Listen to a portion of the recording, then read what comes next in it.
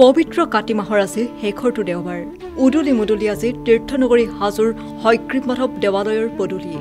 হাতত তুলসীৰ মালা লৈ মাধৱ মন্দিৰলৈ বৈছে ভক্তগণৰ সোঁত জনসমুদ্ৰত পৰিণত হৈছে তীৰ্থনগৰী হাজোৰ ঐতিহাসিক হয়গ্ৰীৱ মাধৱ মন্দিৰ শ বছৰ ধৰি চলি অহা এক জনবিশ্বাস মতে পবিত্ৰ কাতি মাহত হয়গ্ৰীৱ মাধৱত তুলসী মালা দিলে মানুহৰ বিভিন্ন ৰোগৰ নিৰাময় হোৱাৰ লগতে মনৰ ভবা কথা সিদ্ধি হয়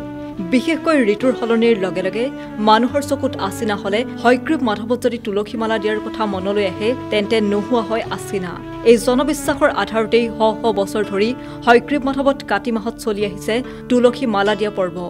তুলসীৰ মালা দিবলৈ এইবেলিও ৰাজ্যৰ ভিন্ন প্ৰান্তৰ ভক্তৰ লগতে দেশী বিদেশী পৰ্যটকেও ভিৰ কৰিছে শ্ৰী শ্ৰী হয়গ্ৰীৱ মাধৱ মন্দিৰত ইফালে ব্যস্ততাৰ মাজতো বিধায়িকা সুমন হৰিপ্ৰাই হয়গ্ৰীৱ মাধৱৰ চৰণত উপস্থিত হৈ সেৱা লয় অসমবাসীক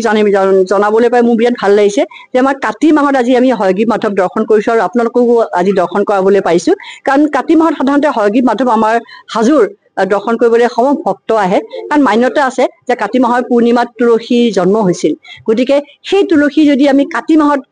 মাধৱক অৰ্পণ কৰো বিষ্ণুৰ শ্ৰী চৰণত যদি অৰ্পণ কৰো তেতিয়াহ'লে আমাৰ অপায় অমংগল না হয় আৰু আমাৰ যিখিনি আমাৰ ল'ৰা ছোৱালী আছে বাচ্চা আছে বাচ্চা বোলে গোটেই বছৰটো বেমাৰ নহয় আৰু আমি সকলোৱে প্ৰমাণ পাইছো আৰু সেইকাৰণে আজি কাতি মাহৰ আজি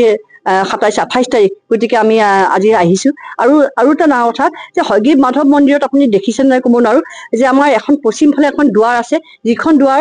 জগন্নাথৰ ফালে খোল খাইছে তাতে থিয় হ'লে ডাইৰেক্ট জগন্নাথত দৰ্শন হয় আৰু মান্যতা আছে যে জগন্নাথত যি গৈছে এবাৰ হয়গ্ৰীৱ মাধৱত মানে আহিবই লাগিব কাৰণ সেই সম্পৰ্কটো আছে গতিকে বহলাই এদিন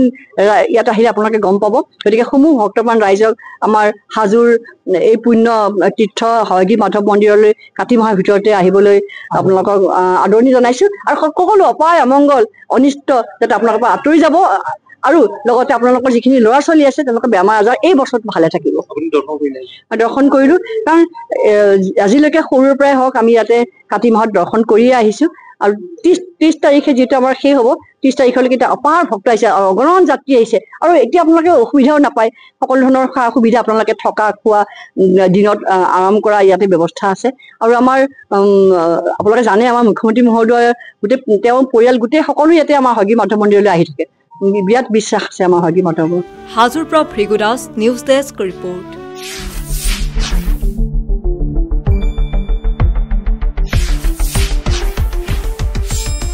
শুদ্ধ আৰু বিস্তৃত বাতৰিৰ বাবে চাই থাকক নিউজ ডেস্ক ৰিপৰ্ট।